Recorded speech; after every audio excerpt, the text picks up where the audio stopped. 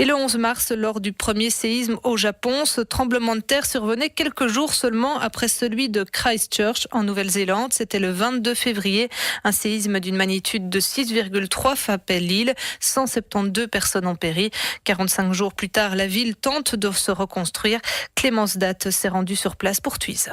Quand on arrive à Christchurch, la première impression est que la ville se reconstruit. Mais quand on se promène un peu plus vers le centre-ville, les décombres sont encore très présents. La plupart des piétons qui circulent dans les rues sont les touristes. La ville semble morte. Les dégâts du tremblement de terre sont toujours très présents et certains bâtiments menacent toujours de s'effondrer. Le Botchet Café a réouvert il y a quelques jours et la clientèle est au rendez-vous. Son patron Mike Jones est heureux de retrouver son café.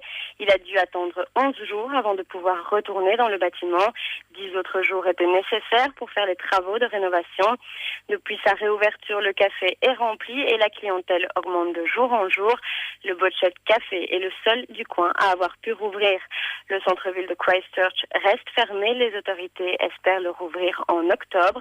Et par ailleurs, les habitants étaient privés depuis le tremblement de terre d'eau potable. Les autorités viennent d'annoncer que la menace était enfin levée.